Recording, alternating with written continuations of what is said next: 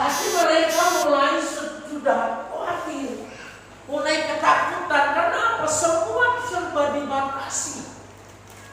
Mau ke sana dibatasi, nggak boleh. Mau ke pasar harus pakai masker. Mau sekarang masih boleh. Kalau di Jakarta, Bapak Ibu Saudara, mana-mana sudah dibatasi. Karena untuk mencegah supaya virus ini tidak berkembang dan untuk menjaga supaya virus ini tidak menular satu dengan yang lainnya. Nah, banyak orang yang ketika mendengar kata lockdown, mereka menjadi takut, menjadi khawatir.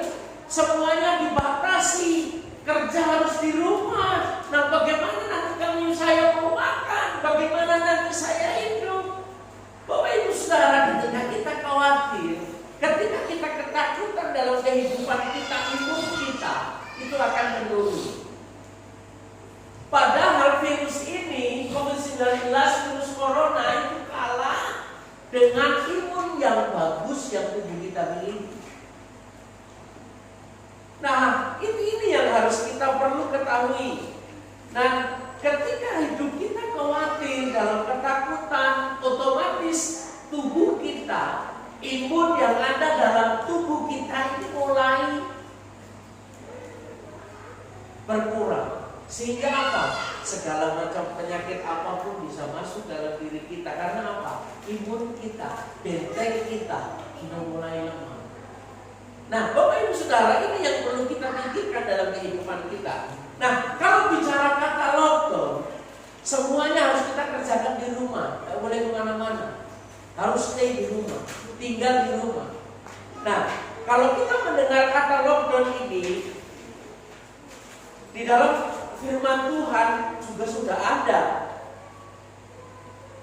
Di dalam kebenaran firman Tuhan, kata lockdown ini sudah ada, Bapak Ibu Saudara. Bukan hanya pada zaman sekarang. Nah, kita mau buka slide selanjutnya. Kita mau lihat pada lockdown terlama itu pada zaman Nuh. Bapak Ibu ingat pada zaman Nuh, ketika Tuhan perintahkan Nuh, kamu bikin perahu, kamu bikin bahtera, nanti kamu bikinnya di atas gunung, ukurannya segini, kayu yang kamu gunakan segini, dan semuanya ukurannya segini semuanya, dan Nuh kerjakan itu.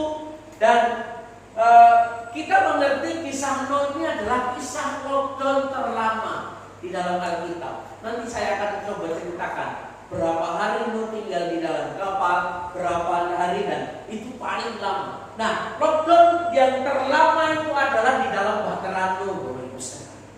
Yang kemungkinan seperti inilah bahteranya. Karena saya cari di Google, ya nemu gambarnya ini. Buka slide selanjutnya, Pak. Nah, Bapak Ibu Saudara, kita mau lihat ketika Nuh diperintahkan Tuhan untuk membuat bahtera, Tuhan berkata, Nuh bikin. Dan pada waktu itu tidak ada hujan, panas terik, tidak ada musim hujan, tapi Tuhan perintahkan Nuh untuk bikin bahtera. Tapi Nuh taat dan lakukan itu, sekalipun orang berkata kepada Nuh ini gila. Nuh ini orangnya sudah stres ini. Gak ada hujan, gak ada badai, dia bikin bahtera buat apa? Tapi mereka tidak tahu, karena ini perintah Tuhan dan Nuh lakukan. Dan ketika Tuhan katakan kepada Nuh bahwa nanti aku akan turunkan hujan selama 40 hari 40 malam. Yang pertama yang dialami oleh lockdown, yang dialami oleh Ayub yang pertama, kita buka di dalam Kejadian pasal 7 ayat 12.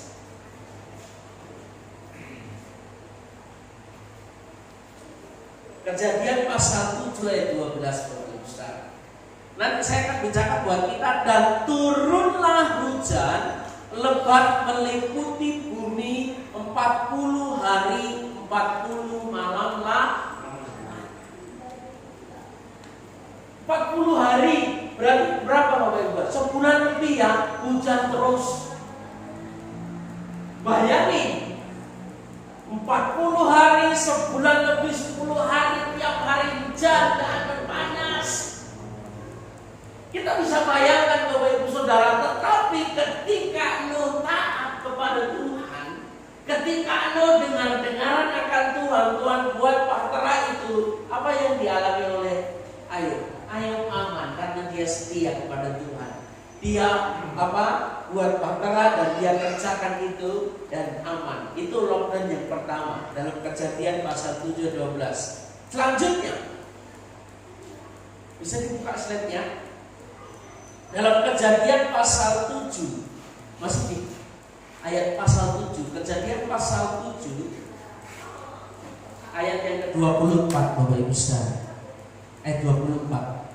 Kejadian pasal 7 ayat 24. Dan berkuasalah air itu di atas bumi 150 hari lamanya.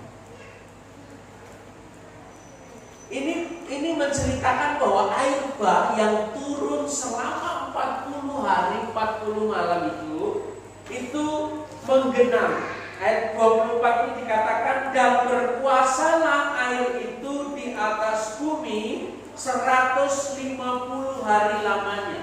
Dan menggenanglah, berkuasalah ini kalau kita artikan itu, dan menggenanglah air itu di atas bumi selama 50 hari, 150 hari lamanya. Jadi Alkitab sudah katakan itu. Dan hari-hari ini bangsa kita, kota kita mengalami hal yang sama. Nuh lebih lagi mengalami itu. Dikatakan seketika setelah air bah turun selama 40 hari, air itu tidak langsung kering oleh usaha. Kalau di tempat kita kan ketika hujan turun di tanah pasti besok sudah air ini hilang. Tapi pada zaman Nuh, saking lebatnya hujan itu selama sebulan lebih, jadi air itu menggenang selama 150 hari. Tapi Nuh aman, Bapak Ibu Saudara, karena dia taat kepada Tuhan, karena dia buat bahtera itu. Dan orang-orang yang ada di zaman Nuh, kenapa Tuhan marah dengan orang-orang yang ada di zaman Nuh? Karena hidup mereka tidak sesuai dengan kebenaran firman Tuhan. Hidup mereka semaunya sendiri. Hidup mereka tidak berkenan di hadapan Tuhan. Dan Tuhan mau binasakan semuanya itu. Dan Tuhan lakukan itu melalui air bah. Terus apa lagi Bapak Ibu Saudara yang dikasih oleh Tuhan di dalam Kejadian 8 ayat yang kelima. Kejadian pasal 8 ayat 5. Sampai bulan yang ke-10 makin berkuranglah air itu dalam bulan yang ke-10. Pada tanggal 1 bulan itu tampaklah puncak-puncak gunung. Nah,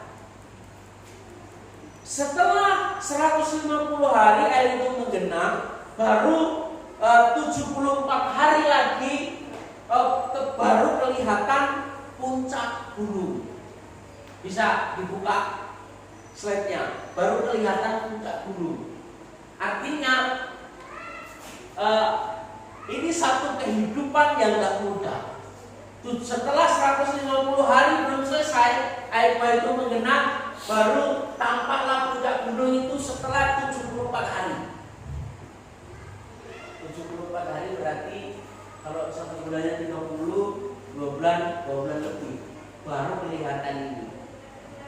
Nah, nanti kita akan pelajari respon Nuh bagaimana. Selanjutnya, nah ketika sesudah 74 hari sudah kelihatan tampak puncak gunung, Nuh melepaskan burung gagak.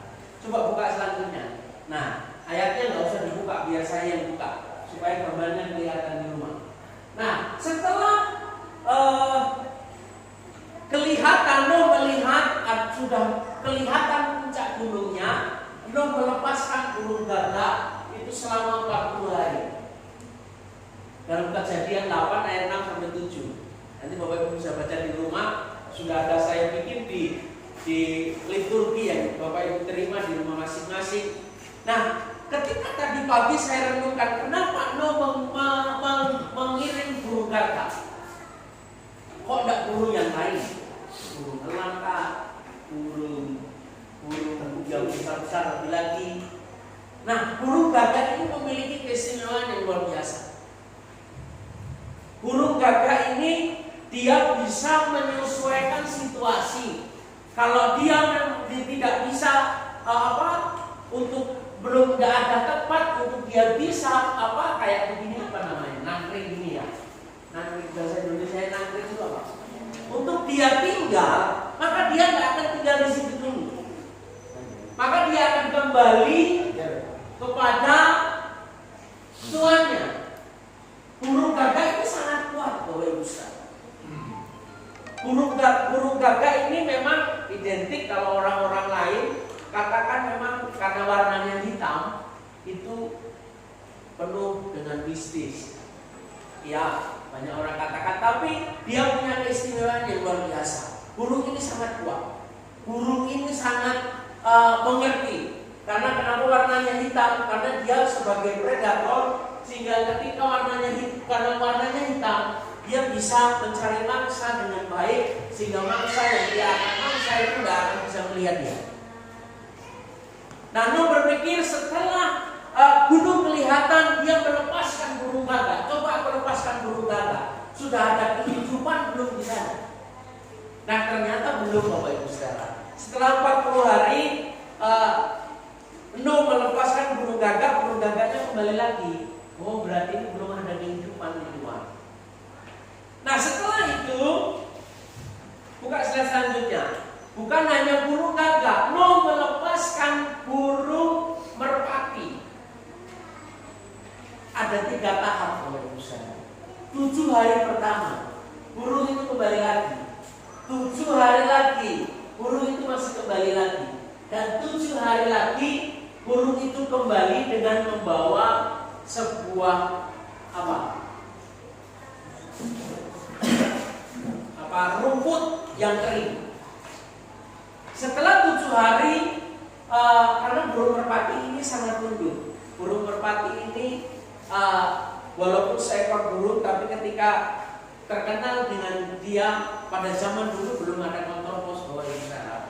Adanya burung ini yang bisa untuk mengantarkan surat kepada yang lain, untuk mengantarkan kabar berita kepada yang lain. Nah, Nuh pakai burung ini karena di dalam bahtera itu Tuhan perintahkan kepada Nuh bahwa istri anakmu saudaramu juga bawa binatang sepasang-sepasang. Nah, Nuh kerjakan itu dan taruh di dalam bahtera itu. Nah, Nuh melepaskan burung merpati yang 7 hari pertama dia lepaskan itu kembali belum membawa apa-apa. Tunggu 7 hari lagi. 7 hari yang kedua dia lepaskan burung itu lagi dan burung itu kembali lagi belum bawa apa-apa. Tapi 7 hari yang ketiga, ketika burung itu dilepaskan, burung itu pulang membawa sebuah rumput yang kering. Dan berarti sudah ada tanda kehidupan. Tapi selanjutnya kita buka, apakah langsung dia tidak? Apa yang dilakukan Nuh ketika Nuh dapati bahwa burung merpati itu sudah membawa rumput kering? Yang dilakukan Nuh dalam Kejadian 8 ayat 13-14, Nuh menunggu 29 hari ditambah 56 hari. Nuh masih menunggu lagi. Lockdownnya tambah lama. Berarti kalau dihitung, kalau dihitung semuanya total lockdown di dalam bahtera Nuh itu ada 370 hari. Setahun lebih, Bapak Ibu Saudara. Setahun kan 365 ya. Ini 370. Setahun lebih Nuh mengalami lockdown di dalam bahtera. Nah, sekarang yang kita perhatikan adalah bagaimana respon Nuh.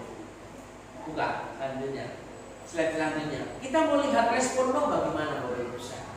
Ketika Nuh mengalami lockdown, ketika Nuh Tuhan perintahkan kamu masuk ke dalam bahtera selama 1 tahun lebih, selama 370 tahun Nuh tidak bisa kemana-mana. Dia hanya di dalam bahtera yang dia bikin. Apa yang dilakukan Nuh? Respon Nuh bagaimana, Bapak Ibu Saudara? Nuh yang pertama tidak mengeluh dan tetap sabar. Sepanjang kitab sejarah Nuh, kisah Nuh, kita dapati ketika dia mengalami air bah selama 370 hari, Nuh tidak mengeluh kepada Tuhan.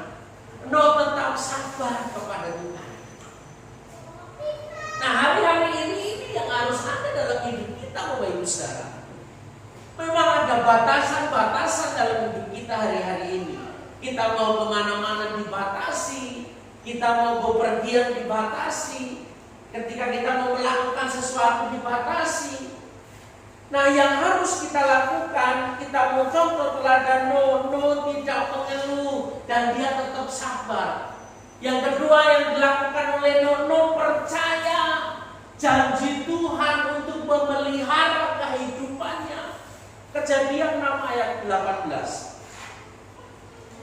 Saya akan bacakan buat Bapak Ibu Saudara ayat 18. Tetapi dengan engkau aku akan mengadakan perjanjianku, dan engkau akan masuk ke dalam bahtera itu, engkau bersama-sama dengan anak-anakmu dan istrimu dan istri anak-anakmu. Bapak Ibu Saudara, yang kedua yang dilakukan oleh Nuh adalah Nuh percaya pada janji Tuhan itu memelihara hidupnya. Ketika Tuhan perintahkan Nuh, aku akan berjanji kepadamu bahwa anak istrimu, bahwa keluargamu, bahwa hewan sepasang-pasang masuk dalam bahtera, bahwa aku akan berjanji kepadamu bahwa aku akan memelihara hidupmu. Nah, ini yang dipegang oleh Nuh, Bapak Ibu Saudara. Nah, terus apalagi Nuh percaya pada janji Tuhan memelihara hidupnya. Dan yang ketiga, apa yang direspon Nuh taat pada perintah Tuhan. Nuh taat kepada perintah Tuhan. Sekalipun pada waktu itu kondisi tidak mendukung, dia dicemooh orang, dia dikata-katai oleh orang. Oh, kamu ini sudah gila dong. Enggak ada hujan, enggak ada apa, cuma hari itu panas, enggak ada air. Tuhan perintahkan kamu suruh bikin bahtera, lu sudah gila dong. Tapi Nuh tidak perhatikan itu. Kita lihat Nuh taat kepada perintah Tuhan.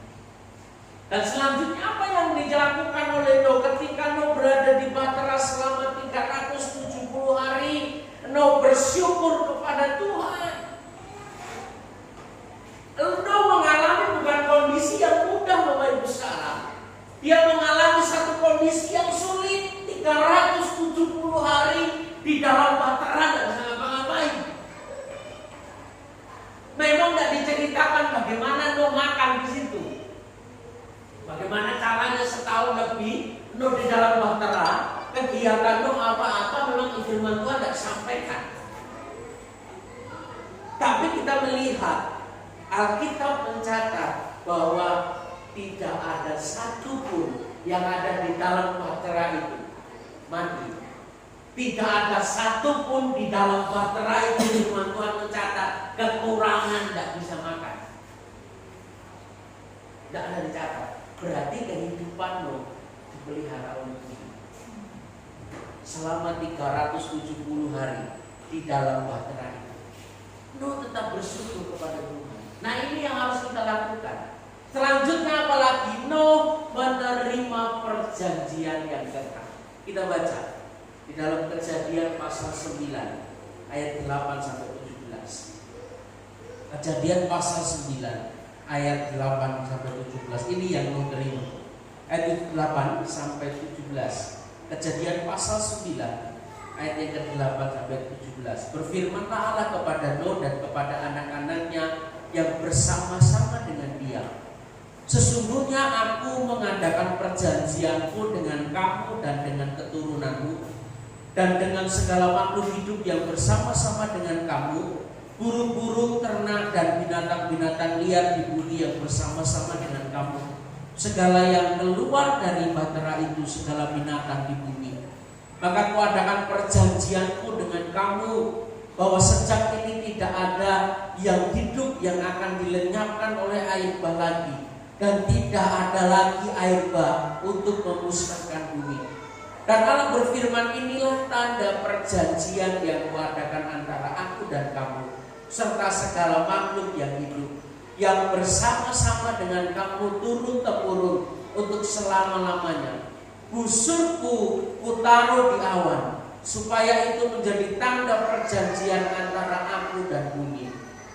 Apabila kemudian ku datangkan awan di atas bumi, dan busur itu tampak di atas awan, maka aku akan mengikat perjanjianku yang telah ada antara aku dan kamu serta segala makhluk yang hidup, segala yang bernyawa, sehingga segenap air tidak lagi menjadi air bah untuk memusnahkan segala yang hidup.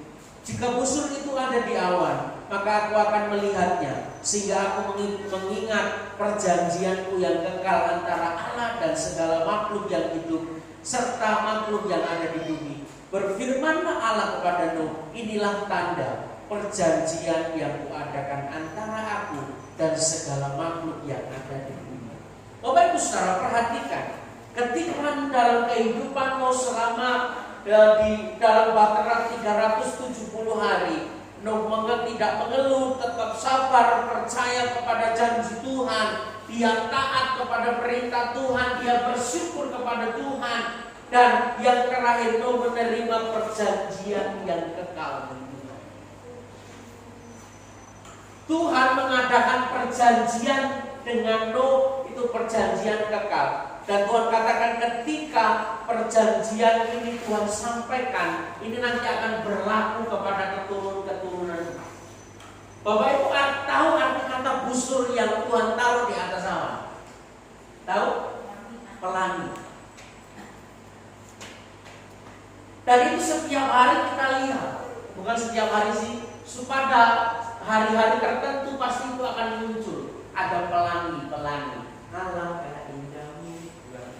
merah kuning hijau di langit yang biru. Nah, itu busur yang Tuhan taruh di atas awan. Bapak Ibu Saudara, ketika Bapak Ibu Saudara melihat pelangi, maka firman Tuhan kan dikatakan, aku akan mengingat perjanjianku dengan kamu, bahwa aku akan memberkati hidupmu, air bah tidak akan menggenangi lagi di dalam dunia ini, tapi Tuhan akan mengingat perjanjiannya yang kekal denganmu. Ketika saya melihat ada pelangi, busur yang Tuhan taruh di atas awan, saya melihat Tuhan pasti janjimu itu akan berlaku dalam kehidupan saya. Ketika masih ada pelangi di atas awan, kita mengingat janji Tuhan, itu pasti Tuhan akan genapi dalam kehidupan kita. Amin. Karena apa? Tuhan tidak bisa mengingkari janjinya. Nah, Bapak Ibu Saudara, sekarang apa yang perlu kita lakukan dalam situasi pandemi COVID-19 ini? Nah, sekarang apa yang perlu kita lakukan untuk mengantisipasi dalam situasi pandemi COVID-19 ini, karena tidak ada satu orang pun yang bisa memberi kepastian bahwa nanti bulan April atau Mei atau Juni virus ini akan berlalu. Tidak ada. Tidak ada orang yang berani berkata bahwa bulan Mei nanti virus ini akan berakhir. Tidak ada. Tapi yang saya mau katakan buat Bapak Ibu Saudara, Tuhan tahu semuanya. Tuhan tahu semuanya. Nah, sekarang apa yang perlu kita lakukan dalam kehidupan kita untuk mengalami situasi pandemi COVID-19? Coba buka slide selanjutnya. Nah, yang pertama yang perlu kita lakukan untuk menghadapi situasi yang sedang terjadi di bangsa kita dan kota kita, pandemi COVID-19 ini, Tuhan mau yang pertama kita dekat dengan Tuhan. Yang pertama yang perlu kita lakukan dalam kehidupan kita dengan situasi kondisi yang terjadi saat ini, kita mau hidup dekat dengan Tuhan. Di rumah aja kita merenungkan firman Tuhan dan kehendaknya. Kalau di rumah nanti makan apa Pak? Kalau di rumah nanti makan apa-apa dibatasi. Tuhan mau dalam kehidupan kita itu kita dekat dengan Tuhan. Kita pergunakan situasi kondisi yang saat ini terjadi. Ada batasan-batasan, ke gereja dibatasi, untuk kita bepergian dibatasi. Kita mau pergunakan waktu itu selama masih ada waktu. Kita mau hidup dekat dengan Tuhan. Kalau hidup kita dekat dengan Tuhan, hidup kita melekat dengan Tuhan, maka perjanjian yang kekal yang Tuhan berikan kepada Noah itu akan berlaku dalam kehidupan kita. Amin. Yang perlu kita lakukan, kita mau hidup dekat dengan Tuhan. Kenapa kita harus hidup dekat dengan Tuhan? Nah, kondisi saat ini yang terjadi, kalau kita tidak memiliki hubungan yang dekat dengan Tuhan, cenderung kita akan mudah mengikuti arus kondisi dunia ini. Ketakutan, terlalu parno dengan COVID-19. Tapi kita mau perhatikan, nah yang harus kita lakukan yang pertama dalam kehidupan kita melalui situasi yang ada di bangsa kita dan di kota kita, di tempat ini, kita mau terus hidup dekat dengan Tuhan. Renungkan firman Tuhan setiap hari dalam kehidupan kita. Renungkan terus kehendak Tuhan dalam hidup kita. Bagaimana saya bisa mengerti kehendak Tuhan di dalam kebenaran firman Tuhan. Di sini Bapak Ibu Saudara, Tuhan banyak bicara. Di sini ada banyak firman yang Tuhan memerintahkan dalam kehidupan kita. Itu yang pertama yang harus kita lakukan. Kita harus hidup dekat dengan Tuhan, melekat dengan Tuhan. Kalau kita hidup dekat dengan Tuhan, melekat dengan Tuhan, maka kita tidak akan pusing dengan kondisi dunia ini. Tapi kita mau terus punya kekuatan. Tuhan berikan damai sejahtera itu dalam hidup kita. Sehingga ketika kita mengerjakan sesuatu, ketika kita sedang pergi ke kebun, ketika hidup kita dekat dengan Tuhan, segala sesuatu, situasi, kondisi apapun yang terjadi, maka akan ada damai sejahtera yang Tuhan berikan. Kita akan lebih bersuka cita, lebih lagi bersemangat. Jadi akhirnya tetap bersyukur kepada Tuhan. Nah, itu yang akan kita lakukan. Yang kedua, apalagi yang perlu kita lakukan dalam situasi kondisi bangsa kita dan kota kita saat ini melalui virus corona ini. Yang kedua, kita tetap bersyukur karena kita terus dijaga oleh Tuhan. Kita mau terus bersyukur.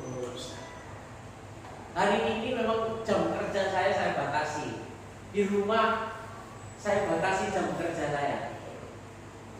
Kayak pengusaha lain, jam kerja dibatasi. Saya di rumah saya kerjakan laundry itu saya batasi. Biasanya saya sampai sore, sekarang enggak. Setengah hari aja. Kalau semuanya sudah selesai saya kerjakan, saya pulang. Saya pulang ke rumah. Pulang ke rumah bukan tidur menurut saya. Tapi saya pulang ke rumah, saya ya ada tidurnya. Mungkin tidak tidur pertama sekali. Ada tidur mungkin setengah jam, 1 jam. Dan saya ambil banyak waktu. Saya merenungkan ini dalam kehidupan saya. Bukan saya sombong, tidak. Tapi saya tahu hidup saya berasal dari kebenaran firman Tuhan. Saya tahu sadar bahwa hidup saya perlu Tuhan dalam kehidupan saya. Kalau saya berjalan dengan kekuatan saya sendiri, maka saya tidak mampu. Tapi ketika saya belajar untuk terus bersyukur kepada Tuhan, maka Tuhan akan buka pintu-pintu yang lain. Dan itu saya rasakan dalam kehidupan saya. Dan itu saya rasakan dalam kehidupan saya. Ketika saya bersyukur kepada Tuhan, ketika saya katakan Tuhan terima kasih, maka kebenaran firman Tuhan, maka firman Tuhan, carilah dulu kerajaan Allah dan kebenarannya, maka semuanya itu akan ditambahkan kepadamu. Itu yang Tuhan akan kerjakan dalam kehidupan kita. Ketika kita mau cari Tuhan, kita hidup dekat dengan Tuhan, setiap hari kita mau bersyukur kepada Tuhan, maka semuanya itu Tuhan akan tambahkan dalam kehidupan kita. Tuhan bukakan pintu-pintu yang lain. Memang saya punya komitmen, Tuhan saya buka hanya setengah hari aja lah. Ya di samping juga kita mau taat kepada pemerintahan. Karena di Papua kemarin saya lihat mereka bekerja itu hanya sampai jam 2. Buka toko itu hanya sampai jam 2. Aktivitas ojek online apapun hanya dibatasi sampai jam 2. Setelah itu nggak boleh kemana, harus di rumah. Dan itu setiap hari keliling. Dan saya gunakan momen ini untuk saya bisa terus bisa dekat dengan Tuhan. Untuk saya bisa terus setiap hari bersyukur kepada Tuhan karena Tuhan jaga hidup kita. Amin. Kita bersyukur sampai hari ini kita masih bisa ibadah, kita masih bisa memuji Tuhan, kita masih bisa menyembah Tuhan. Itu semua karena Tuhan yang jaga hidup kita. Amin. Itu yang kedua yang harus kita lakukan. Yang ketiga yang harus kita lakukan dalam situasi saat ini yang terjadi di bangsa kita dan kota kita, yang ketiga adalah kita mau percaya kepada perlindungan Tuhan. Yang ketiga yang harus kita lakukan, kita mau percaya kepada perlindungan Tuhan. Bahwa perlindungan Tuhan itu adalah perlindungan yang kuat, menjadi perisai, pujian tadi katakan. Dan ketika itu kita sadari, kita percaya bahwa perlindungan Tuhan itu sempurna dalam kehidupan kita, maka Tuhan akan jaga hidup kita. Tuhan akan pelihara kehidupan kita. Tuhan akan cukupkan apa semua yang menjadi kebutuhan kita. Tentu kita juga harus kerjakan apa yang menjadi bagian kita. Bagian kita adalah kita bekerja. Bagian kita adalah melakukan pekerjaan kita. Dan selanjutnya bagiannya Tuhan adalah memberkati kehidupan kita. Nah, kita mau percaya bahwa perlindungan Tuhan itu sempurna dalam kehidupan kita. Kuasa Tuhan lebih besar dari apapun. Perlindungan Tuhan itu nyata dalam kehidupan kita. Terbukti kita ada sampai saat ini semua karena perlindungan Tuhan. Kita masih sehat. Ada orang prediksi bahwa nanti virus ini akan lama. Orang bisa mengatakan itu. Dan ketika itu di-share di mana-mana, di grup, di mana, wah, orang semakin tambah takut. Padahal itu belum benar kabar itu. Nah, yang membuat orang takut ini kabar-kabar hoax ini, kabar-kabar yang tidak benar ini. Oh, belum ada vaksinnya, belum ada ditemukan ini. Tapi kalau kita melihat bahwa kehidupan setiap kita orang percaya itu aman dalam perlindungan Tuhan. Ketika kita mau tetap dekat dengan Tuhan, ketika hidup kita dekat dengan Tuhan, ketika kita percaya kepada Tuhan, bahwa perlindungan Tuhan itu sempurna dalam kehidupan kita. Amin. Yang terakhir apa yang kita lakukan Bapak Ibu Saudara? Ketika situasi yang ada di dalam kota kita dan hari-hari ini yang sedang terjadi, yang terakhir yang tepat adalah kita senantiasa mengandalkan janji Tuhan sampai selama-lamanya. Janji Tuhan itu dalam kehidupan kita itu ada dua. Yang pertama itu apa? Ya dan amin. Janji Tuhan dalam kehidupan kita itu iya dan amin. Dan Tuhan mau hari-hari ini kita mau mengandalkan janji Tuhan itu. Dan janji Tuhan dalam kehidupan kita itu tidak pernah mengecewakan. Ketika sudah menjadi waktunya Tuhan, maka semuanya itu akan baik dalam kehidupan kita. Nah, tapi pertanyaannya sekarang, kita mampu enggak? Kita kuat enggak menunggu waktunya Tuhan ini dalam kehidupan kita? Abraham menunggu janji Tuhan itu berapa puluh tahun.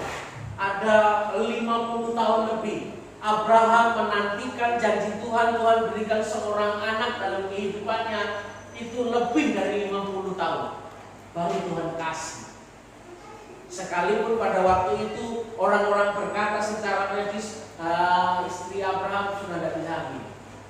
Tapi kalau sudah waktu Tuhan, Kalau itu sudah janji Tuhan digenapi dalam kehidupan kita, tidak ada yang bisa membatasinya. Yusuf, ketika Tuhan beri visi dalam mimpinya bahwa Yusuf nanti akan menjadi pemimpin yang besar, bahwa Yusuf nanti akan menjadi pemimpin bagi saudara-saudaranya, tidak mudah Bapak Ibu Saudara. Janji itu harus Yusuf alami selama 26 tahun. Dimasukkan dalam sumur, dijual ke Mesir. Ketika bertumbuh semakin besar, karena ganteng kan gitu kan, digoda oleh tante Poti. Tidak mau karena hidupnya dia takut akan Tuhan, dia menjaga keputusan, tidak mau, difitnahlah dengan tante Poti, masuk dalam penjara. Selama 26 tahun kehidupan Yusuf menunggu janji Tuhan itu 26 tahun. Tidak mudah dia waktu menunggunya, masuk dalam penjara. Tapi kita melihat penyertaan Tuhan sempurna dalam kehidupan Yusuf.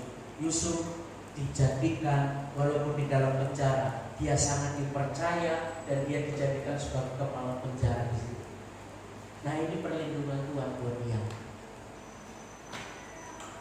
Janji Tuhan kalau sudah waktunya, maka tidak ada yang bisa menghalanginya. Dan ketika sudah 26 tahun, Yusuf menjadi orang nomor 2 di Mesir. Setelah Fir'aun baru Yusuf. Dan dipakai Tuhan, visi yang Tuhan taruh dalam mimpinya itu digenapi oleh Tuhan dalam kehidupannya. Amin. Kalau itu sekarang percaya janji Tuhan. Jangan percaya kepada omongan orang. Percaya kepada janji Tuhan yang ada di kebenaran firman Tuhan ini. Baca terus firman Tuhan, maka kita akan melihat janji Tuhan. Jangan percaya dengan info-info yang ada di WA itu. Belum tentu benar. Tapi kalau kita percaya kepada Tuhan, kita percaya kepada firman-Nya, itulah yang Tuhan nanti akan genapi dalam kehidupan kita. Amin.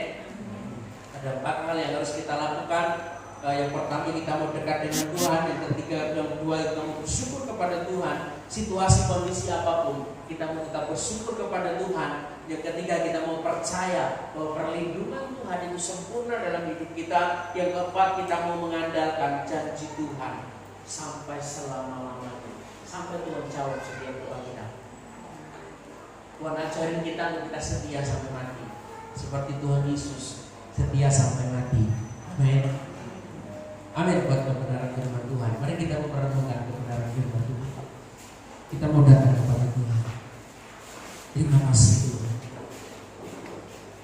Bapak sudah menyampaikan kebenaran firman Tuhan.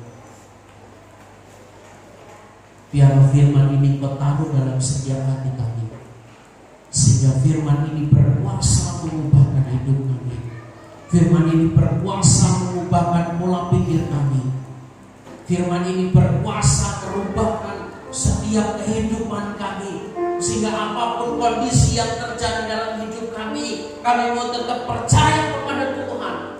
Kami mau tetap mengandalkan Tuhan. Kami mau tetap percaya bahwa penyertaan Tuhan, perlindungan Tuhan sempurna dalam hidup kami, Tuhan. Itu yang kami perlu Tuhan dalam hidup kami. Hari ini Tuhan ingatkan kepada kita untuk kita terus hidup dekat dengan Tuhan.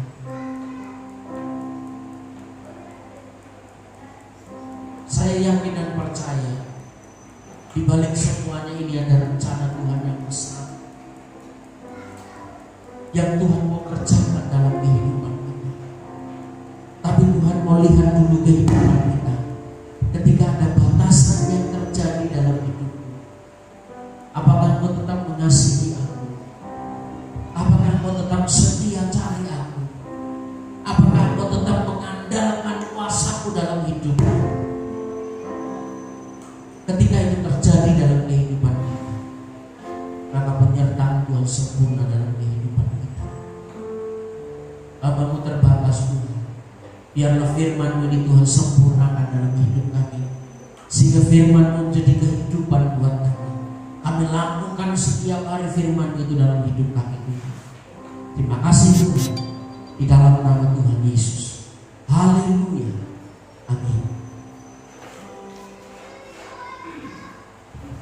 Haleluya. Berkati Tuhan lewat firman-Nya hari ini, amin. Saya yakin kita yang ada di tempat ini diberkati Tuhan lewat kebenaran firman-Nya. Dan saya juga yakin Bapak Ibu Saudara yang ada di rumah yang menyaksikan siaran langsung ini juga diberkati oleh Tuhan lewat kebenaran firman Tuhan hari ini. Kita mau memberikan persembahan kepada Tuhan, kita mau angkat pujian. Allah itu baik, sungguh baik.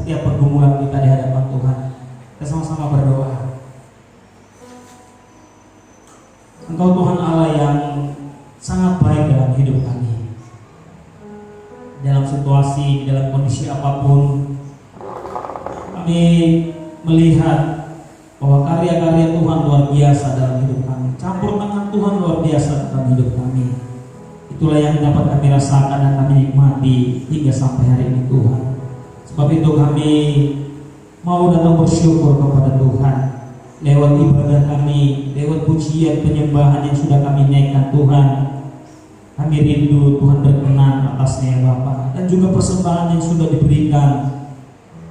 Biarlah kiranya Tuhan yang memberkati, membalaskan berlipat kali ganda bagi setiap jemaat-jemaat-Mu yang sudah memberi ya Tuhan. Bahkan mungkin yang tidak memberi Tuhan karena ketidakadaan, Bapa di surga, Engkau yang lebih tahu, Engkau yang mengerti akan setiap keadaan umat-umat-Mu ya Bapa. Berkatilah setiap jemaat-jemaat-Mu Tuhan, berkati setiap umat-umat-Mu ya Bapa, yang sudah meringankan hati mereka untuk memberikan yang terbaik untuk pekerjaan Tuhan. Terima kasih Bapa di dalam surga, terpujilah nama-Mu Tuhan. Kami berdoa buat gereja di tempat ini, dan akhirnya Tuhan semakin pakai lebih luar biasa lagi gereja di tempat ini Tuhan, menjadi saluran berkat Tuhan, baik di tengah-tengah daerah ini, di tengah-tengah lingkungan ini. Gereja-Mu ya Tuhan, setiap orang yang melihat gereja-Mu, mereka melihat ada kemuliaan Tuhan di gereja-Mu di tempat ini ya Bapa. Terima kasih Tuhan, berkati hamba-Mu Bapak Gembala Sidang kami di tempat ini yang sudah Tuhan percayakan untuk pelayan di tempat ini Tuhan. Mari Tuhan urapi, Engkau memberkati, memakai hamba-Mu lebih luar biasa lagi Tuhan. Berkati keluarganya Tuhan, anak yang Tuhan percayakan bagi mereka. Biarlah kiranya Tuhan menjadi anak yang takut akan Tuhan, anak yang mengasihi Tuhan, anak yang mau melayani Tuhan. Terima kasih Bapa di dalam surga, cukuplah segala kebutuhan hamba-Mu Gembala Sidang kami di tempat ini ya Tuhan. Terima kasih Bapa di surga buat juga para jemaat-jemaat-Mu Bapa yang ada di tempat ini. Biarlah kiranya Tuhan yang memberkati setiap usaha-usaha dari jemaat-Mu, baik itu yang bertani, Tuhan berkati pertanian mereka, yang bekerja di perkantoran Tuhan berkati mereka, juga yang wira swasta Tuhan Engkau yang memberkati mereka. Terima kasih Bapa di dalam surga, kami berdoa Tuhan, kami rindu, kami berdoa untuk bangsa dan negara kami ini Bapa, yang di mana saat ini Tuhan dalam situasi yang begitu sulit ya Tuhan, oleh karena suatu wabah yaitu virus corona ya Tuhan, di mana oleh karena wabah ini Tuhan ada banyak kerugian-kerugian yang terjadi di tengah-tengah bangsa kami ini, baik itu kerugian secara perekonomian ya Tuhan, oleh karena roda perekonomian yang terhenti oleh karena virus ini ya Tuhan. Untuk itu kami berdoa Bapa, kami mau angkat tangan kami mau katakan di dalam nama Tuhan Yesus Kristus, terjadilah kiranya pemulihan di tengah-tengah negeri kami ini, terjadilah pemulihan di tengah-tengah bangsa kami ini ya Bapa. Pulihkanlah bangsa kami ini, pulihkanlah negeri kami ini seperti sedia kala ya Tuhan, sehingga semuanya berjalan dengan normal, sehingga semuanya berjalan dengan baik lagi ya Tuhan. Dan kami percaya Tuhan, lewat situasi ini, lewat keadaan ini Tuhan, kami akan melihat ada penuaian besar terjadi ya Tuhan di tengah-tengah bangsa kami ini. Terima kasih Bapak di surga, kami juga berdoa buat pemimpin bangsa kami ini, mulai dari Presiden itu Bapak Insinyur Joko Widodo ya Tuhan, juga wakilnya Bapak Kiai Ma'ruf Amin, yang Tuhan percayakan mereka untuk memimpin bangsa kami ini ya Tuhan. Mari pakai mereka ya Tuhan dengan hikmat, dengan takut akan Tuhan, urapi berkati mereka. Kami percaya Tuhan, mereka terpilih bukan hanya berdasarkan yang dipilih oleh manusia saja, tetapi mereka terpilih untuk memimpin bangsa kami ini, oleh karena Tuhan yang mengkehendaki mereka yang memimpinnya Tuhan. Berkati juga Tuhan para staf kabinet yang sudah dipilih ya Tuhan, menteri-menteri mereka ya Tuhan, biarlah mereka bekerja sesuai dengan arahan dari pimpinan mereka. Mereka bekerja dengan penuh takut akan Tuhan. Terima kasih Bapa di dalam surga. Juga kami berdoa buat pimpinan-pimpinan daerah-daerah ya Tuhan, mulai dari gubernur, wali kota, bupati, camat, lurah, semuanya Tuhan, RT RW kami serahkan ke dalam tangan-Mu. Tuhan yang memberkati mereka, Tuhan yang memakai mereka untuk menjadi saluran berkat-Mu untuk perkembangan daerah-daerah ya Tuhan. Terima kasih Bapa di dalam surga. Kami tidak lupa berdoa juga Tuhan buat yang saat ini sudah berjeri lelah di dalam mendukung, di dalam menangani setiap pasien-pasien yang terkena dari virus corona ini ya Tuhan, yaitu para dokter, para perawat, para bidan semuanya yang sudah bekerja yang lelah ya Tuhan di dalam menangani pasien-pasien yang terkena virus corona ini Tuhan. Berkati mereka, berkati kesehatan mereka ya Tuhan, daya tahan tubuh mereka diberkati oleh Tuhan, biar setiap apa yang mereka kerjakan diberkati oleh Tuhan.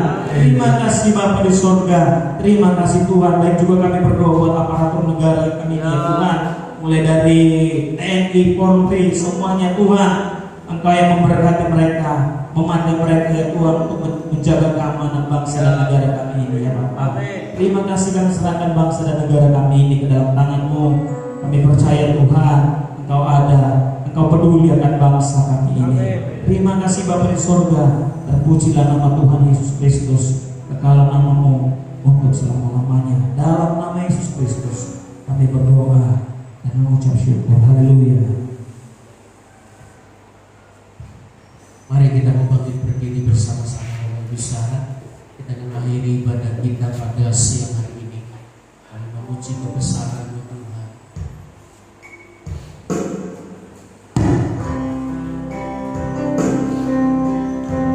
Terima kasih.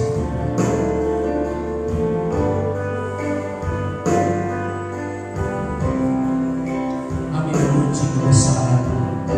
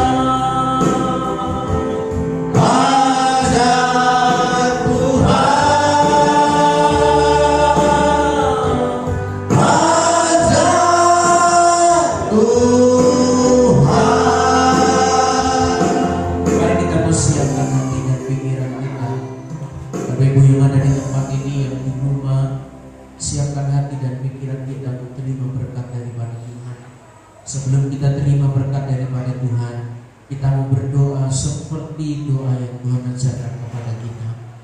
Bapa kami yang di surga, dikuduskanlah nama-Mu, datanglah kerajaan-Mu, jadilah kehendak-Mu di bumi seperti di surga.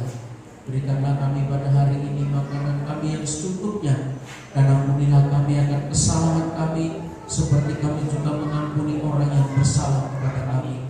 Dan janganlah membawa kami ke dalam pencobaan, tetapi lepaskanlah kami daripada yang jahat. Karena Engkau yang punya kerajaan dan kuasa, kemuliaan sampai selama-lamanya. Mari kita mengangkat kedua belah tangan kita. Kita akan terima berkat yang daripada Tuhan. Bapak Ibu yang di rumah, yang sedang menyaksikan siaran langsung ibadah raya pagi hari ini juga mengangkat tangan. Kita akan terima berkat daripada Tuhan. Diberkatilah Engkau ketika Engkau berada di tempat ini. Diberkatilah Engkau ketika Engkau berada di rumah.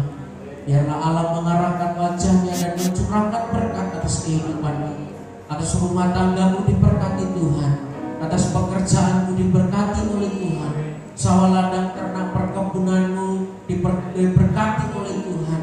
Berkat kepala dan bukan ekor, berkat yang terus naik-naik dan tidak pernah turun, itu yang Tuhan akan berikan kepada kita mulai siang hari ini sampai selama-lamanya, sampai Tuhan Yesus datang yang kedua kali. Dalam nama Tuhan Yesus kami terima berkat Tuhan.